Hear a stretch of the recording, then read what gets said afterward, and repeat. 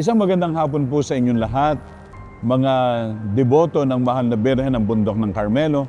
Sapagkat ngayong araw ay ating pinagdiriwang ang dakilang kapistahan ng Mahal na Birhen del Carmen o Mahal na Birhen ng Bundok ng Carmelo dito sa ating parokya, Pulumbuhangin, Santa Maria, Bulacan.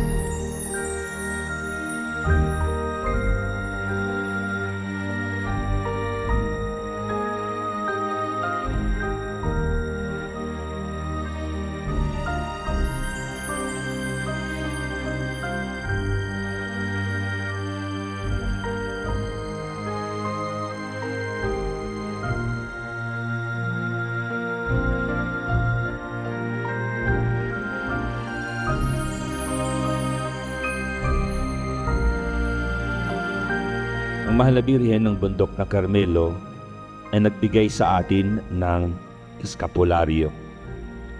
At ito ay palatandaan ng ating pagkatalaga sa Kanya. At dahil na italaga tayo sa Kanya, tayo rin ay itinalaga sa ating Panginoong Hesukristo.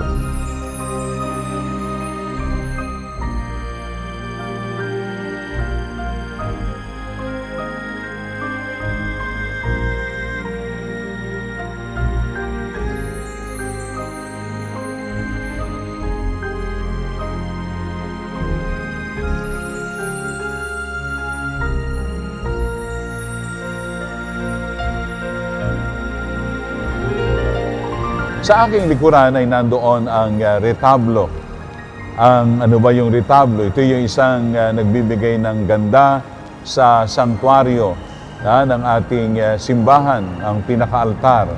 At ito rin ay nagbibigay sa atin ng pagkakataon na mas mapaganda pa ang bahay ng ating mga patron, ng mga imahen. Katulad ng ating patrona, primary patron, walang iba kundi ang Mahal na Birhen. Doon sa aking likuran sa gawing kaliwa. At ay doon sa aking gawing kanan ay doon si San Sebastian. Sa gawing kanan ko naman din ay nandoon sa isang bahay, nandoon ang imahen ng ating kauna-unahang santo Pilipino, si San Lorenzo Ruiz ng Maynila. At sa aking gawing likuran, sa gawing kaliwa, ay nandoon naman ang ikalawang Pilipinong santo na taga Cebu, si San Pedro Calunsod. Ang retablo'y naging magandang paglagakan ng mga santo dito sa ating simbahan, sa ating sanktuaryo, upang mas maganda pa yung ating pagpaparangal sa ating mga santo, lalo na sa ating mga patron, at gayon din sa ating buhay liturhikal ng simbahan.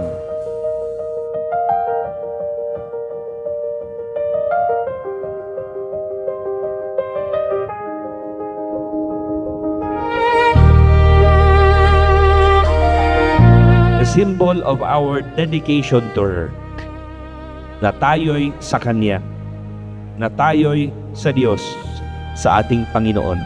At ang ating mga puso at pag-iisip ay sa Diyos. Kaya ang ating galaw, ugali, pananalita, pag-iisip ay sa Diyos.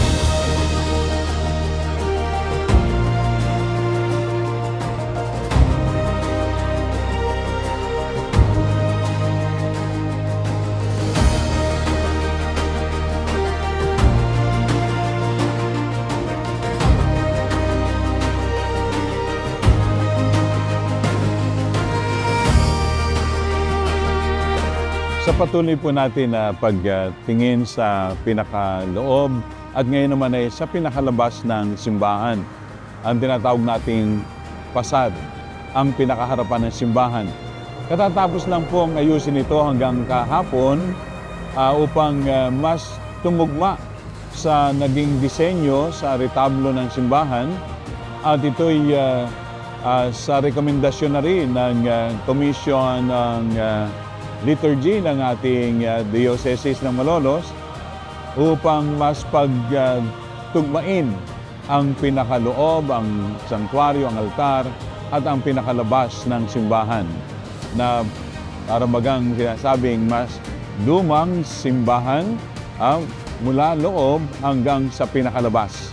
Ito po ang ating nais sa katuparan hanggang kahapon. At ngayon ay handang-handa na para sa pagbabasbas ng nasabing pinakaharapan ng simbahan ng Pasag sa pangunguna ng ating minamahal na obispo, Bishop Dennis Villarojo, obispo ng Malolos.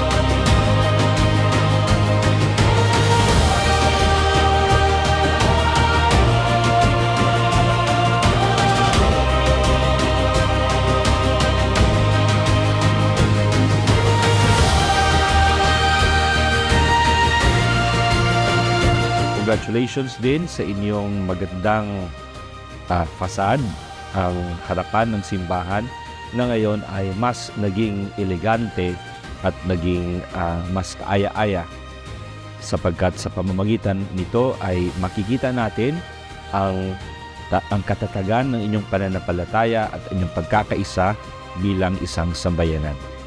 Again, happy fiesta po sa inyong lahat. Kaya po ninyong ipabot ng Pamilya del Rosario ang aming taus-pusong pasasalamat sa ating parokya sa pinagkaloob na malaking karangalan sa amin ng ating may bahay, Ate Bini, na biging hermano at hermana sa ating mga pagdiriwang ng kapistahan noong nakaraang Pebrero 2026 bilang paggunita sa pagdating ng mahal na Birhen ng Bundok ng Carmelo sa pamayanan ng Pulong Buhangin.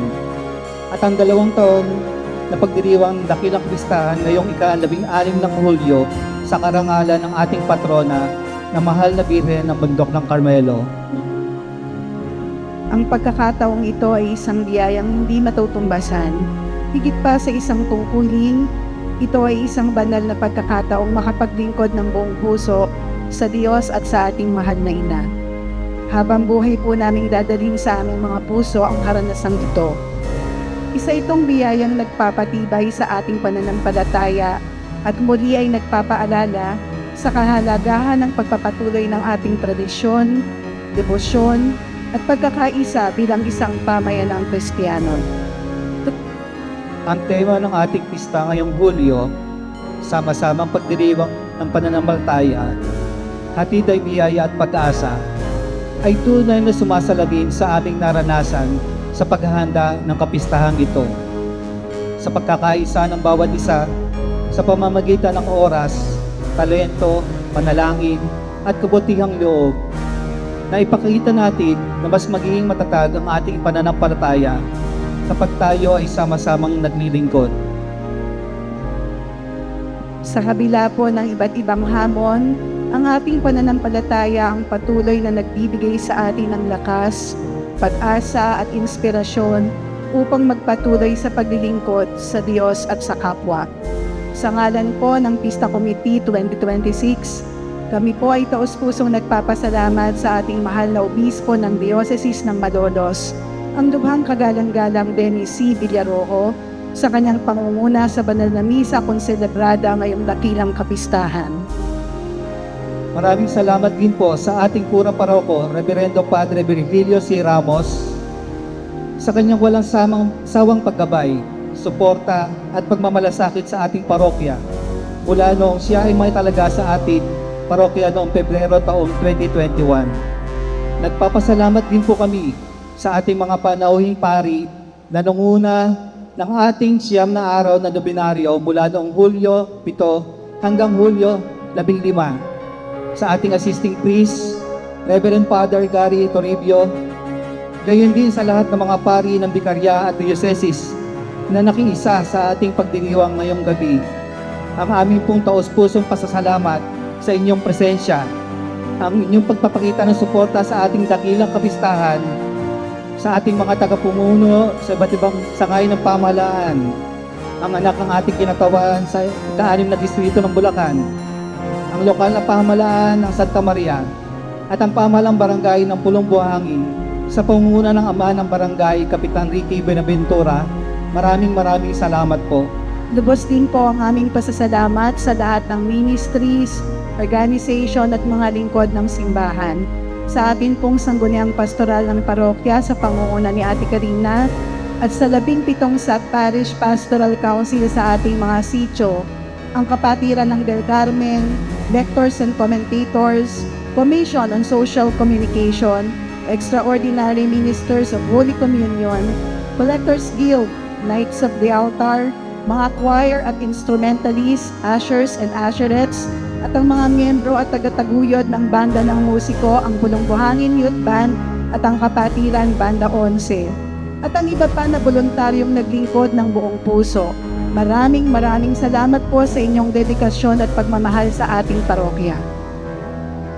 Hindi rin po namin malilimutang kilalanin at taus-pusong pasalamatan ang lahat ng ating mga donors, sponsors, benefactors, at mga pamilya at individual na nagbahagi ng kanilang oras, talento at kabutihang loob upang maging matagumpay ang ating pagdiriwang ng kapistahan.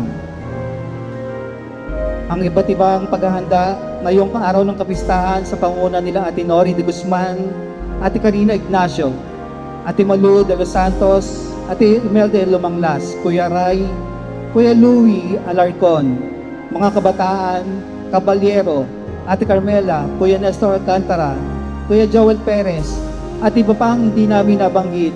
Maraming salamat po sa inyong mga suporta. Maraming salamat din po sa lahat ng patuloy na sumusuporta sa lahat ng proyekto ng ating simbahan, sa mga programa at pagawain, kabilang po sina Engineer Michael Angeles at ang kanyang pamilya, Engineer Domingo Mariano at ang kanyang pamilya. Taos-puso rin po ang aming pasasalamat kay Kuya Engineer Omi de Guzman at Ate Nori de Guzman na nanguna sa ating pagawain, kay Architect Henry Concepcion na nagbahagi ng kanyang disenyo ng harapan or ang ating pasad. Ang inyo pong malasakit at bukas palad na pagtulong ay mahalagang bahagi ng patuloy na paglago at pagundad ng ating parokya. Nawa ay patuloy na pagpalain ng Diyos at ng mahal na ina, ang Birhen ng Bundok ng Carmelo, ang sama-samang nagdiriwang ng pananampalataya ng pamayanan ng Barangay Pulong Buhangin. Maraming salamat po at ngayon po sa pagkakataong ito, malugod po namin inaanyayahan ang ating mahal na obispo na kung maaari po ay lumapit sa harapan upang tanggapin ang aming munting alaala mula sa Pista Committee 2026 bilang tanda ng aming taus-pusong pasasalamat sa kanyang pakikiisa sa parokya ng Nuestra Señora del Carmen de Pulong Buhangin.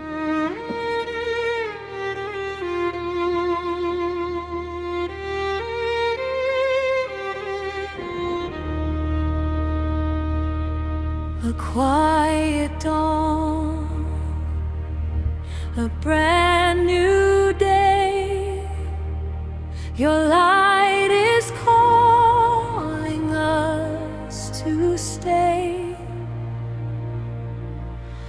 Every heart begins to rise, filled with hope beyond the skies. Through every joy, through every trial, your love has walked each extra mile. Hand in hand, we stand as one, shining brighter than the sun. Every voice, Every Tanggapin niyo soul, ang aking pagbati. Ang kaugnay nito ay ang ating pagdiriwang ng kapistahan ay upang ipaalala sa atin ang mahalagang papel ng mahal na Birhen dito sa ating buhay pananampalataya. rise and sing, lift His name forever. Hope is alive, shining brighter than ever. Hearts awake, every chain is broken. Grace has won, every promise spoken. Together we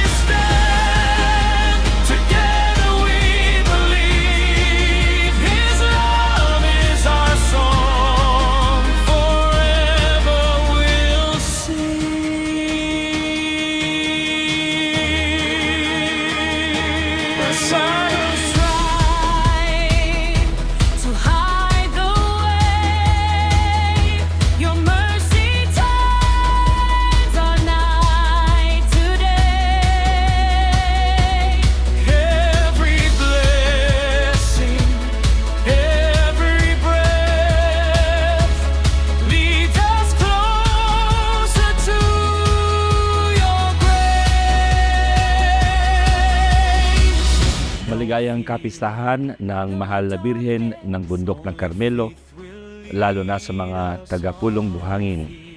Naway ang pagdiriwang na ito ay maging mas makabuluhan sa inyong pagtatalaga sa sarili para sa Mahal na Birhen na nagawad sa atin ng kaniyang eskapularyo para tayo maitalaga niya sa kaniyang anak.